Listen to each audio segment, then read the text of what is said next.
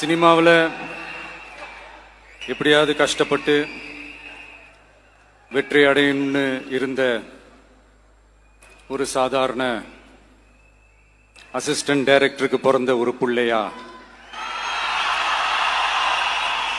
எனக்கும் வாழ்க்கையில வறுமைனா என்னன்னு எனக்கு நல்லாவே தெரியும், பசினா என்னன்னு எனக்கு நல்லாவே தெரியும். நான் ஒன்றும் பெரிய மன்னர் பரம்பரையிலிருந்துலாம் வந்துடல. உங்களை மாதிரி தான், உங்கள ஒருத்த மாதிரி தான், உங்க குடும்பத்தில் ஒருத்த மாதிரி தான், உங்க புள்ள மாதிரி தான், உங்க மகன் மாதிரி தான், உங்க அண்ணன் மாதிரி தான், உங்க தம்பி மாதிரி தான்.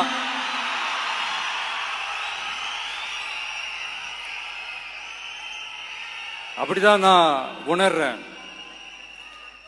நீங்களும் என்ன அப்படி நினைச்சதுனாலதான் சினிமாவில் எனக்கு ஒரு மிகப்பெரிய ஒரு இடத்த ஒன்று கொடுத்தீங்க. அதையெல்லாம் விட்டுட்டு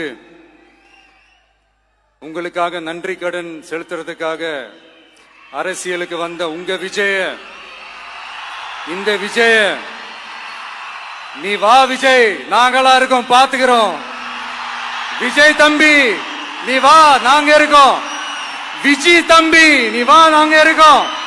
அண்ணா நீ வாடா, நாங்களா இருக்கோம். நண்பா நீ வா நண்பா, நாங்களா இருக்கோம் சொல்லி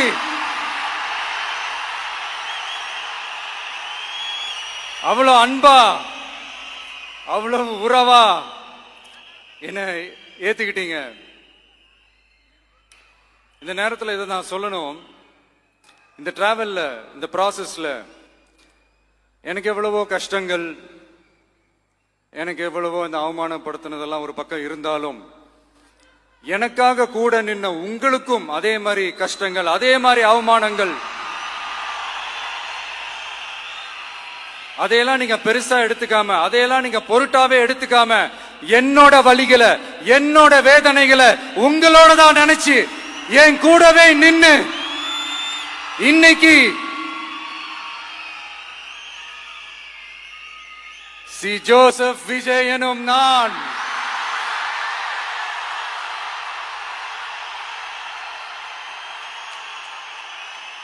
அத உண்மையாக்கி இருக்கிறீங்க. உண்மையிலே எனக்கு என்ன சொல்றதுன்னு எனக்கு தெரியல.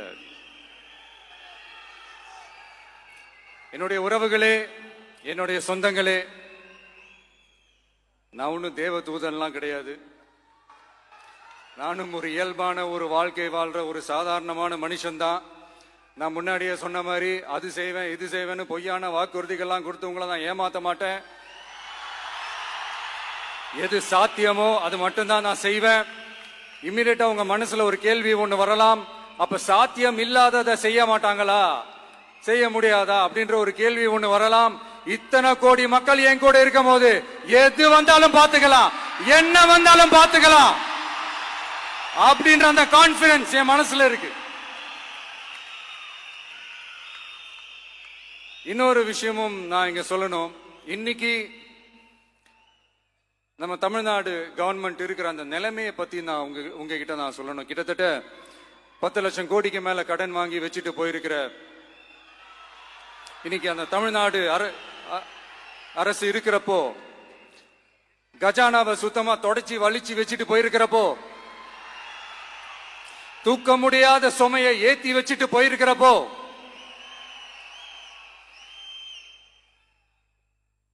அப்படிப்பட்ட ஒரு நிலைமையில தான் இந்த பொறுப்பை நம்ம கையில் எடுத்திருக்கிறோம். உடனே நீங்க நினைக்கலாம், என்னடா இவர் ஏதோ பொறி வச்சு பேசுறாரா அப்படின்ட்டு. அப்படிலாம் எதுவுமே கிடையாது. உள்ள போய் பார்த்தா தான் தெரியும் எது எந்த நிலைமையில இருக்குன்னு, என்ன இருக்கு என்ன இல்ல, எது எந்த நிலைமையில இருக்கு எது எந்த நிலைமையில இல்ல. சோ அதையெல்லாம் பார்த்துட்டு உங்களுக்கு ஒரு வெள்ளை அறிக்கையா அதை வெளியிடணும்னு நான் நினைக்கிறேன். ஒரு டிரான்ஸ்பரண்டான ஒரு கவர்மெண்டா, அதாவது இன்னைக்கு நம்ம தமிழ்நாடு கவர்மெண்ட் இந்த நிலைமையில தான் இருக்கு அப்படின்றத உங்ககிட்ட சொல்லிட்டு I just want to take it forward from there. அதைத்தான் நான் முதல்ல செய்யணும்னு நினைக்கிறேன். தமிழ்நாடை பொறுத்த வரைக்கும் இப்போ யாரையாவது போய் ஏதாவது சந்திக்கணும் அப்படின்னா இந்த மூஞ்ச மூடிக்கிட்டு போய் சந்திக்கிறதோ, என்ன இந்த மறைமுகமா உங்களுக்கு தெரியாம போய் சந்திக்கிறதோ அப்படியெல்லாம் நான் செய்ய மாட்டேன்.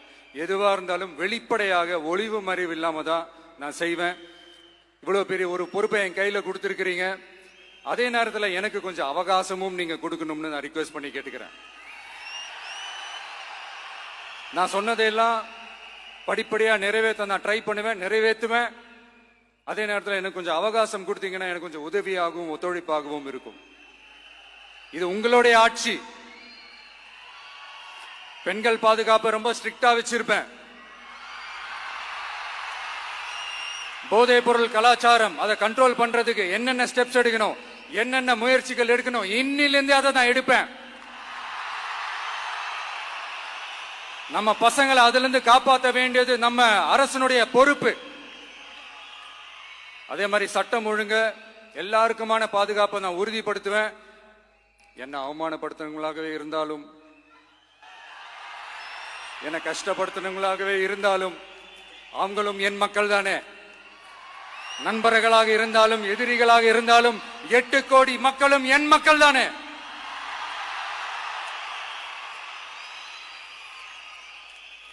அது மாதிரி இந்த அடிப்படை விஷயங்கள், கல்வி, ரேஷன், மருத்துவம், குடிநீர், சாலை வசதி, பஸ் வசதி, இந்த மாதிரி விஷயங்கள்ல தான் என்னுடைய முழு முதல் கவனம் செலுத்தணும்னு எனக்கு தோணுது.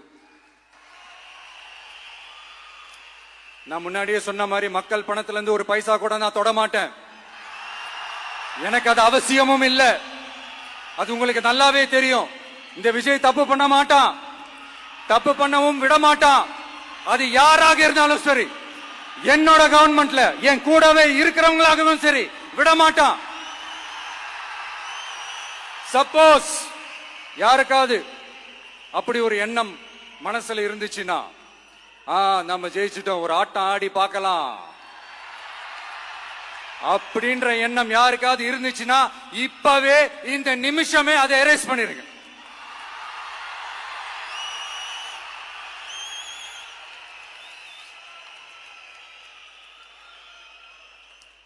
இங்க ஒரே சென்டர் தான், என் தலைமையில் உண்டான சென்டர்.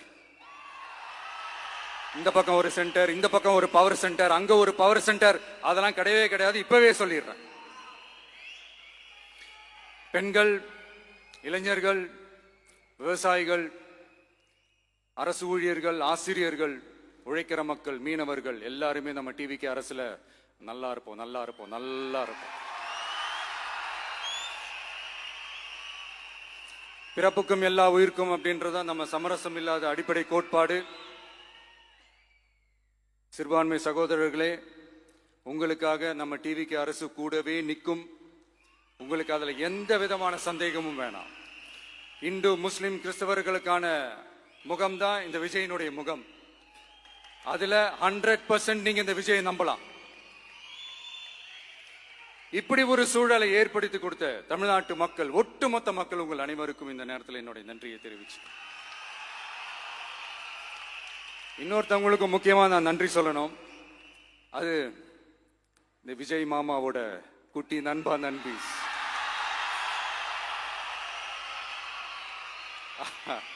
அவங்களாலதான் இது நடந்திருக்கு. உங்களுக்கு எப்படி நன்றி கடன் செய்யணும்?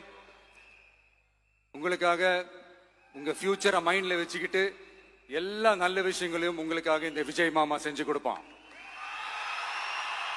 கான்பிடண்டா இருங்க. அதே மாதிரி இன்னொருத்தவங்களுக்கும் நான் முக்கியமா நன்றி சொல்லணும். உங்களை எப்படி நான் மறப்பேன்? நீங்க தான் என்னோட உயிராச்சே. தமிழக வெற்றி கழக தோழர்களே,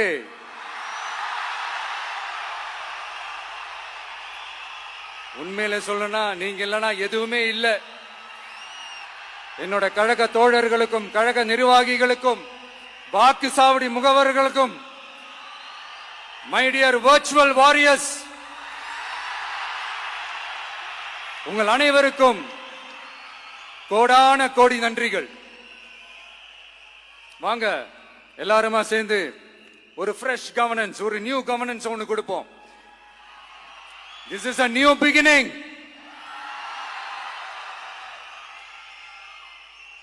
A new era of a real, secular, social justice starts now.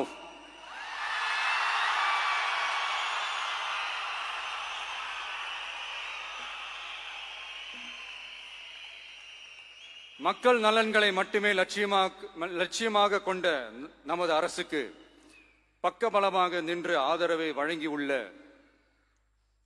Congress பேரியக்கத்தின் தலைவர் மதிப்புக்குரிய திரு மல்லிகார்ஜுன் கார்கே அவர்களே, பாராளுமன்ற எதிர்க்கட்சி தலைவர் மதிப்புக்குரிய மை பிரதர் திரு ராகுல் காந்தி அவர்கள், காங்கிரஸ் கட்சியின் பொதுச் செயலாளர் மதிப்புக்குரிய திரு கே.சி. வேணுகோபால் அவர்கள், தமிழ்நாடு காங்கிரஸ் தலைவர் மதிப்புக்குரிய திரு செல்வ பெருந்தகை அவர்கள், என்னுடைய நண்பர் பிரவீன் சக்கரவர்த்தி அவர்கள், சிபிஐஎம் கட்சியின் தேசிய பொதுச் செயலாளர் மதிப்புக்குரிய தோழர் திரு M.A. பேபி அவர்கள், மாநில செயலாளர் மதிப்புக்குரிய தோழர் திரு பி. சண்முகம் அவர்கள், அரசியல் தலைமை குழு உறுப்பினர் மதிப்புக்குரிய தோழர் திரு கே. பாலகிருஷ்ணன் அவர்கள், பாராளுமன்ற உறுப்பினர் மதிப்புக்குரிய தோழர் திரு சு. வெங்கடேசன் அவர்கள், நமது அரசுக்கு ஆதரவு வழங்கியுள்ள விடுதலை சிறுத்தைகள் தலைவர் மதிப்பிற்குரிய அண்ணன் திரு திருமாவளவன் MP அவர்கள், நாடாளுமன்ற உறுப்பினர் மதிப்புக்குரிய திரு ரவிக்குமார் அவர்கள், சட்டமன்ற குழு தலைவர் மதிப்பிற்குரிய திரு வன்னி அரசு அவர்கள், சிபிஐ கட்சியின் தேசிய பொதுச் செயலாளர் மதிப்புக்குரிய தோழர் திரு டி. ராஜா அவர்கள், மாநில செயலாளர் மதிப்புக்குரிய தோழர் திரு M. வீரபாண்டியன் அவர்கள், முன்னாள் தமிழ்நாடு மாநில செயலாளர் மதிப்புக்குரிய தோழர் திரு ரா. முத்தரசன் அவர்கள், இந்திய யூனியன் முஸ்லிம் லீக் கட்சியின் தலைவர் மதிப்புக்குரிய டாக்டர் திரு காதர் மொய்தீன் அவர்கள், நாடாளுமன்ற உறுப்பினர் மதிப்புக்குரிய திரு நவாஸ் கனி அவர்கள், உங்க எல்லாரையும் வருக வருக என்று வரவேற்கிறேன். முக்கியமா இந்த மாதிரி நேரத்தில் எனக்காக நீங்க குரல் கொடுத்ததுக்கும், எனக்காக நீங்க சப்போர்ட் பண்ணி கூடவே நின்னதுக்கும் உங்க எல்லாருக்கும் இந்த நேரத்தில் என்னுடைய நன்றியை தெரிவிச்சுக்கிறேன். கான்பிடண்டா இருங்க, நல்லதே நடக்கும், வெற்றி நிச்சயம். மீண்டும் சந்திக்கும் வரை இல்ல மீண்டும் மீண்டும் சந்திப்போம். நன்றி, வணக்கம்.